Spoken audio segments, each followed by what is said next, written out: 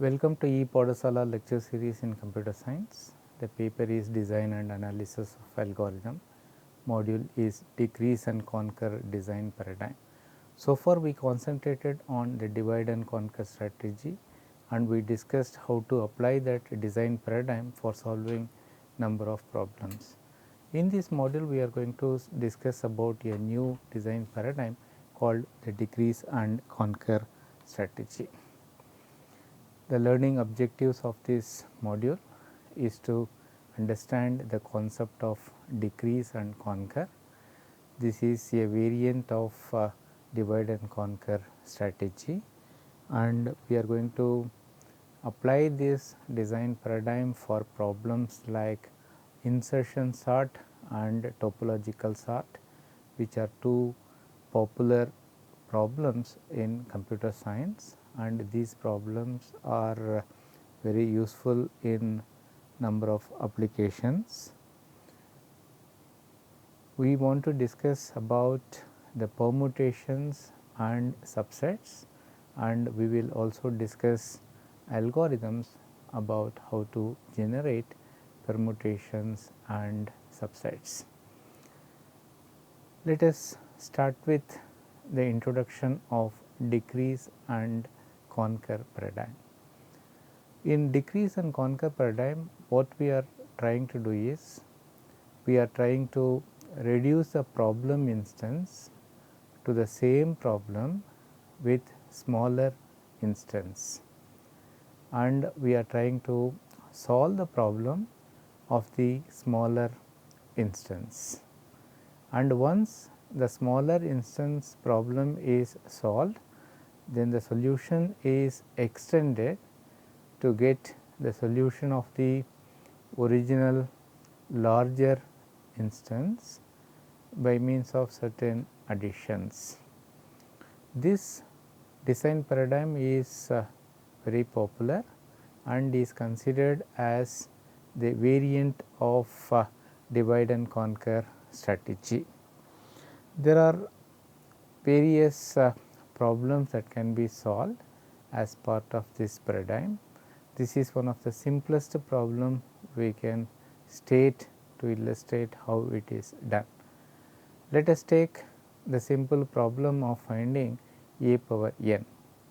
So, this problem can easily be solved by stating this problem as a into a power n minus 1. This is true if n is going to be greater than 0. So, now you can see exactly what is happening. The problem a n is reduced to a n minus 1, and by multiplying a, we are going to get the solution of the original problem. This what we are calling as the insertion or union or addition or multiplication to get the solution of the larger instance. There are different types of decrease and conquer strategy. So, these are some of the most popular things. How we are reducing the instance means, based on that we can say decrease by constant, where the decrease is in terms of constant, and decrease by constant factor. Decrease by constant means often it is 1, but whereas in the constant factor it can be more than 1, and we can say decrease by a variable factor, where the factors will change depending on the context. In decrease by constant, many problems are solved. We are going to discuss about the insertion sort. So, a popular sort whose results can be used as a benchmark for comparing with the better algorithms. For example, if somebody designs an algorithm, he can compare the results with some base algorithm, where the base algorithm can be some sort of problems like insertion sort or something like selection sort or something. Topological sort is also decreased by constant algorithm, and generating permutation is also going to be an example of this particular paradigm. In this module, we are going to concentrate mostly on these problems. We are also going to discuss about how to generate the subsets. Decrease by constant algorithms are the binary search and the bisection method, exponentiation by squaring, Russian peasant multiplications. This we will discuss in the next module, and the variable size decrease and conquer algorithms are algorithms like Euclid algorithm to find a GCD and selection by partition and NIM like games. So, in this module we are going to concentrate on the decrease by constant factor algorithms. First we will take the insertion sort. So, you can recollect how the decrease and conquer strategy works. A problem is reduced to a problem of a smaller instance. So, that means the problem of sorting an array from 0 to n minus 1 is reduces to a smaller problem. The problem is same as the original, but with a reduced instance. So, that means you can see very well insertion sort A 0 to n minus 1 is reduces to insertion sort A 0 to n minus 2. So, now the n minus 1th element should be added into the sorted list A 0 to n minus 2. So, that we will get the sorted list for A 0 to n minus 1. So, in other words, this is how the insertion sort is what you say applied. Informally, insertion sort means these things.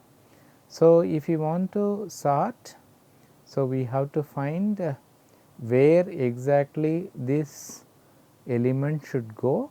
So, that means we have to find the proper place for this particular element, and once a room is created for this element, then the elements starting from that particular point has to be shifted, so that a new room can be created for the element to be added. And once a room is created, then the element can be inserted into that. In other words, the procedure is we want to find a room for the element and create the room by shifting the elements, and once it is created, then try to insert this element. This procedure is what we are calling as the insertion sort. So, this is what the algorithm is going to be. So, insertion sort. So, for I equal to 1 to n minus 1. So, I am going to create a temporary variable where I am going to what you say a of I, then I am creating a loop. Under the loop I am keeping on checking and I am creating the room for that, and once a room is created, then I am going to insert the element. So, this is the numerical example of this particular insertion sort.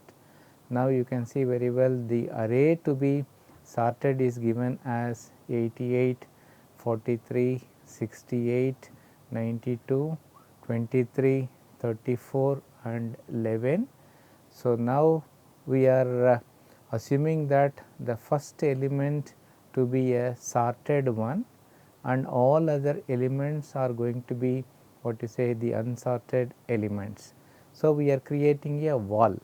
So, this wall separates the sorted element from the unsorted element. So, now we have to apply the insertion sort. As we discussed in the last slide, what we are going to do is we are going to take the element and we want to find out where exactly this fits into. So, that means now we have to take 43 and we have to check where to insert this. So, the insertion position is either before 88 or after what you say 88.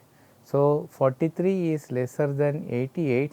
So, therefore, the room has to be created before 88. So, that means now you can see very well the element 43 is inserted before 88. So, that the left hand side of the wall is a sorted one and on the right hand side all the elements are unsorted. So, now I have to insert 68. So, 68 position can be before 43 or between 43 and 88 or after 88. So, since 68 comes between 43 and 88. So, now you can see very well this is inserted in between. So, this process is repeated. So, you can see very well one by one all the elements are inserted into the sorted positions. So, now you can see very well 23 is inserted, then 34 is inserted and finally 11 is inserted to get the sorted list, that is 11, 23, 34, 43, 68, 88 and 92. So, this is what the insertion sort is going to be. The complexity analysis of insertion sort is order of n square, which we discussed in the earlier module, and using insertion sort we can what you say sort the elements of the smaller array. Topological sort compared to insertion sort is a sorting of a different category, where we encounter this problem in various problems like course prerequisites, project management, etc. In these problems, what we are asked to do is to sort the elements using the partial order. For example, in the case of the course requirement, I can't take any course that has got certain prerequisites. So, I have to complete all the prerequisite, then only I can enroll for that particular course. In other words, all the elements are having certain order imposed on those elements.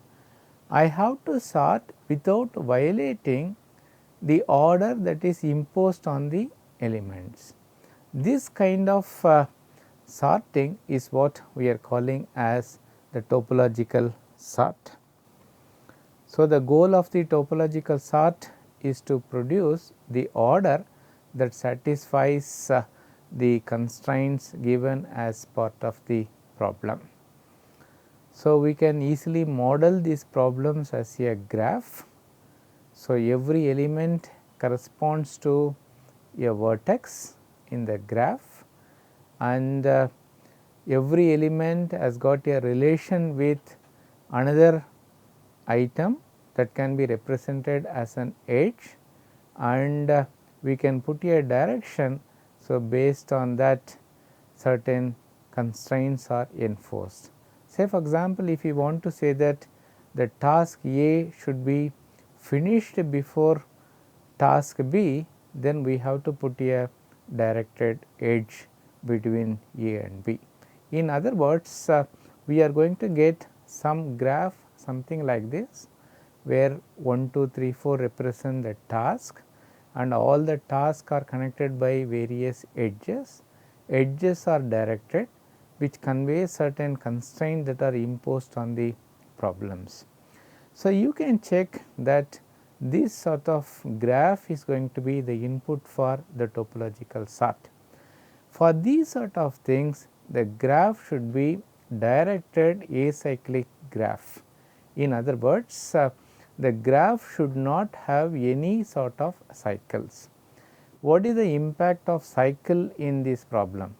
Suppose let us assume like this, given to task A and B, if the prerequisite of task B is A and the prerequisite of task A is B, then you can see very well there is a cyclic condition where this sort of problem cannot be solved.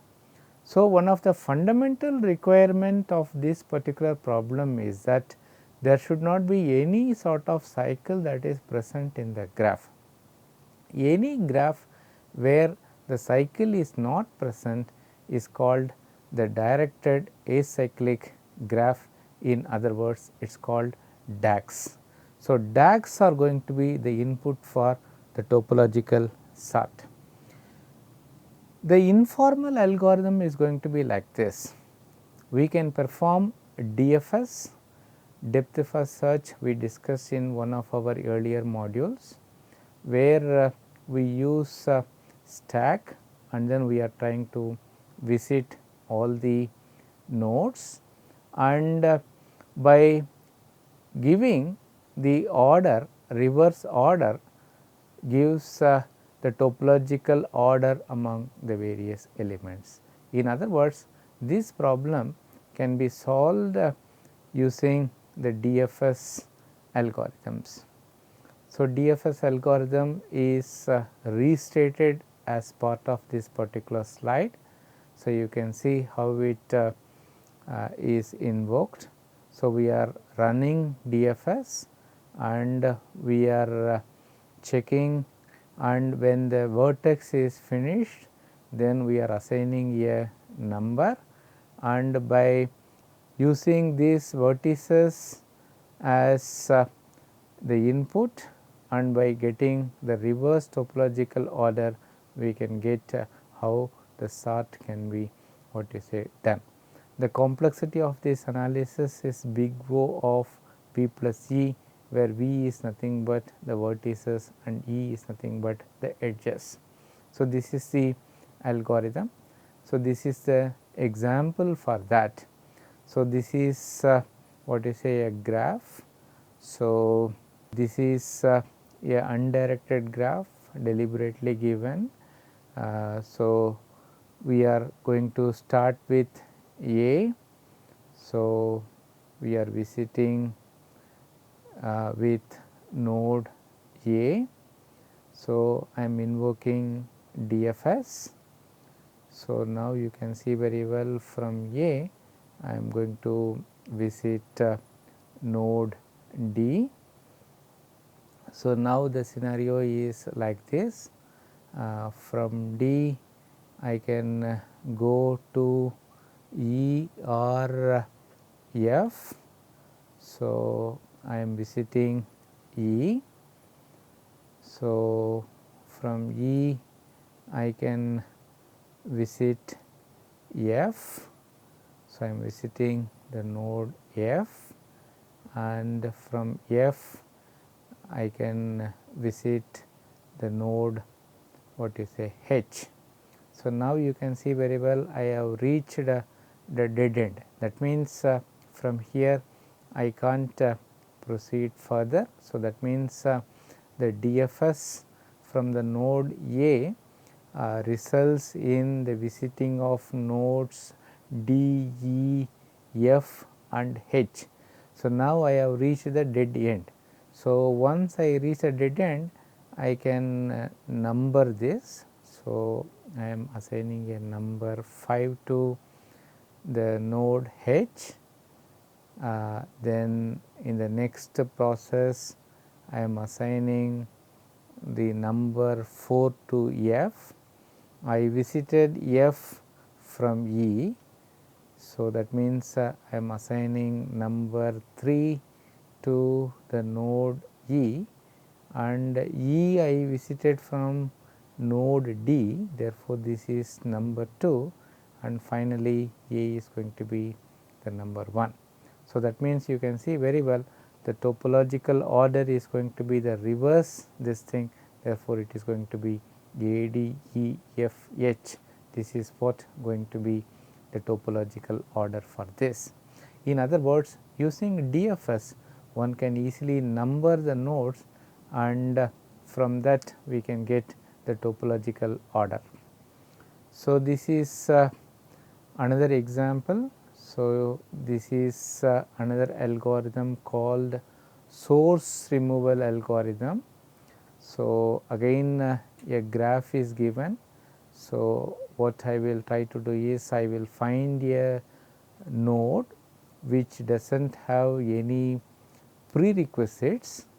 Then once I identify the node, then I will try to remove the source with all edges incident to that. So, this process I will repeat till no vertex is left or there is no source among the remaining vertices. So, this is another algorithm of solving the topological order algorithms. So, I am taking this example. Let us assume that this graph represents 5 courses, and let us assume that the constraint imposed on the graph is course prerequisite. So, that means if I want to do course 3, then I should have completed course C1. So, if I want to do course C4, that means I should have completed course 3. If I want to do course 5, then I should have done both course 3 and course 4. This is a requirement. So, what the algorithm says?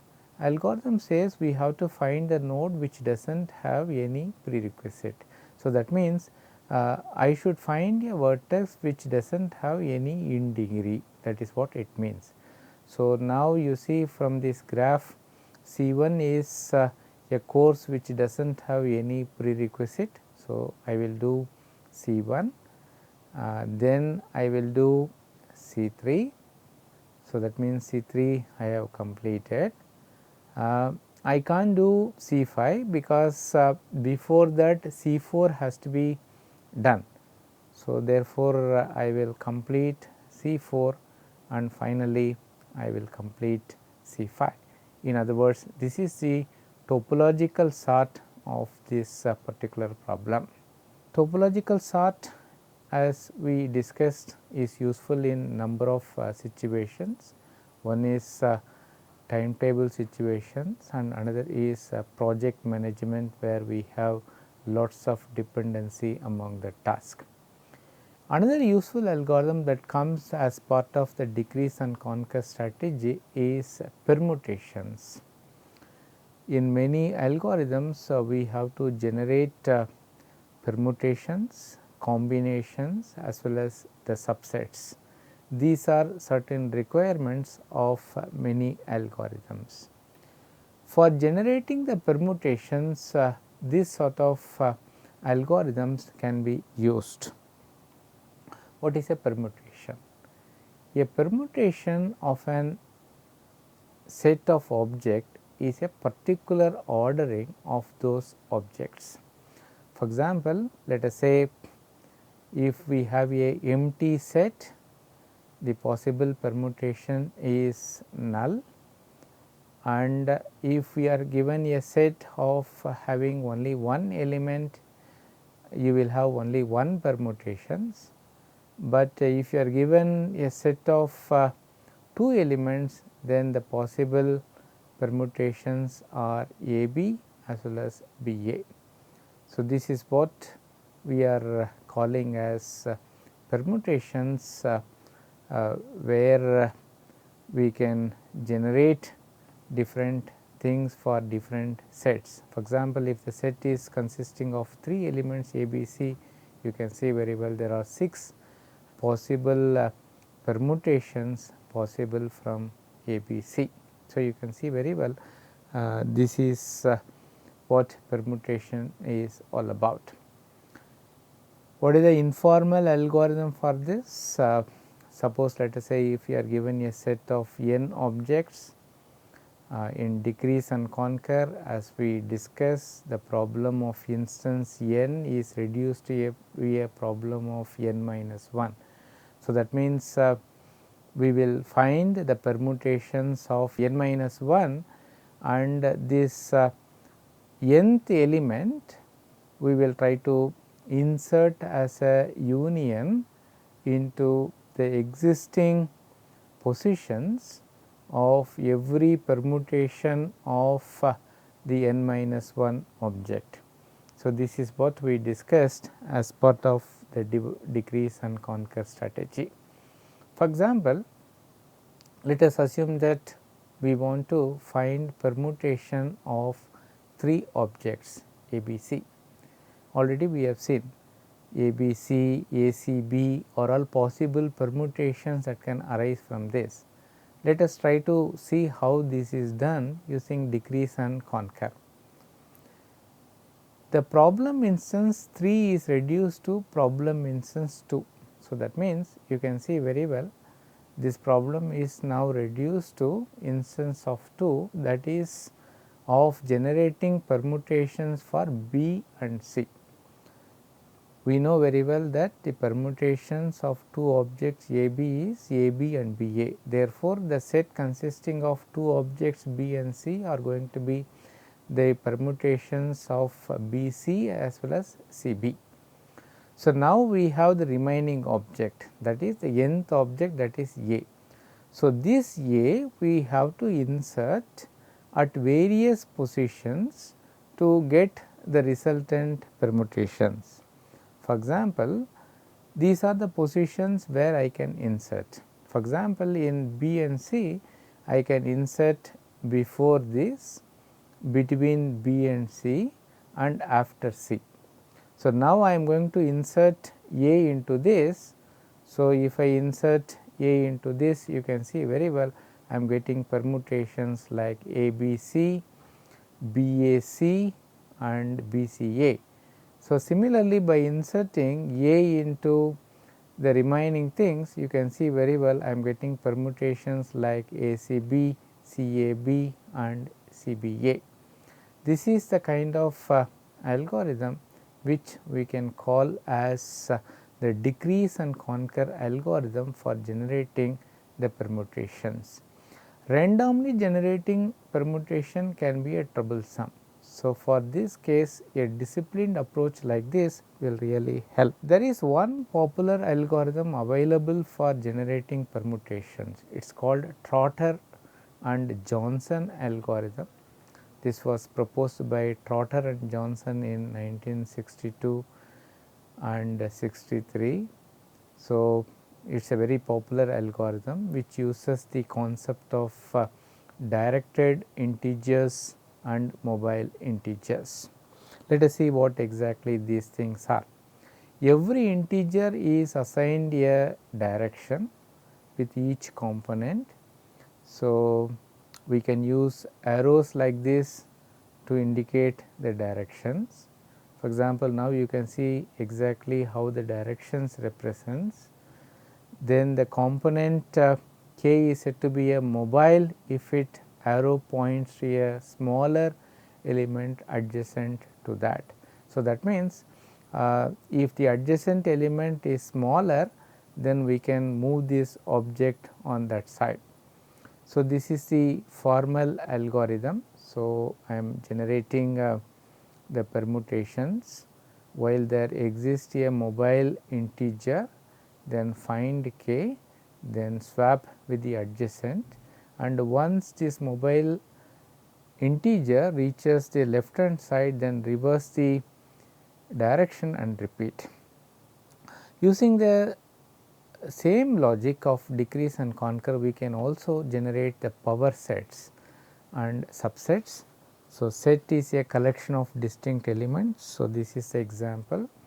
Subset is if the elements of one set is present in the elements of another set, we can call that as a subset. Suppose if A is equal to 1 comma 2, then the subsets of A are null 1, 2 and 1, 2. The set of all subsets is called the power set.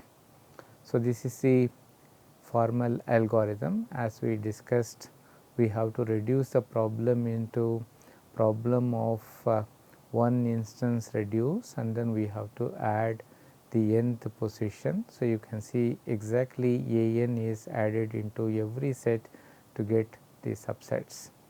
So, this is example. Suppose if I have 1 comma 2, I am reducing this problem to 1 and I am reducing this further to the null.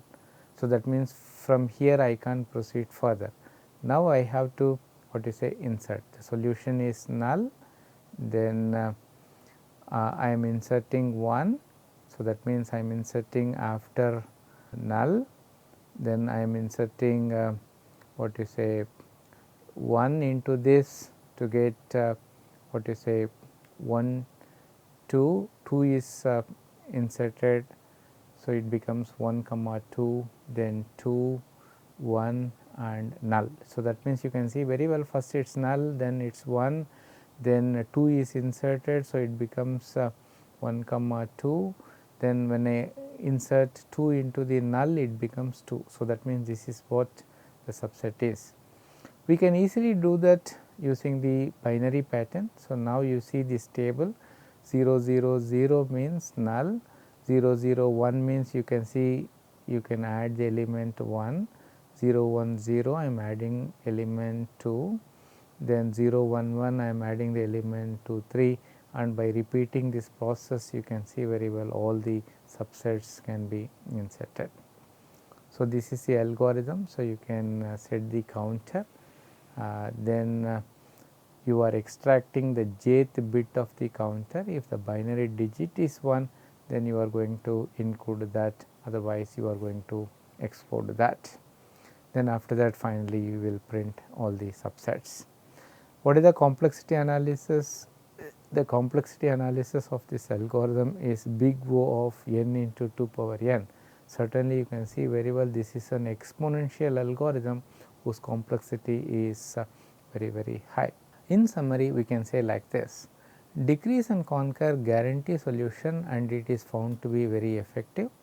Insertion sort and topological sort are very important problems, and permutation subsets we will use in many algorithms, and for generating that in a disciplined manner, decrease and conquer algorithms really help. These are the various references. In this module we discussed about the decrease and conquer, a special type of decrease by constant algorithms. Next module we will discuss about the decrease by constant factor and variable size factor algorithms. Thank you very much.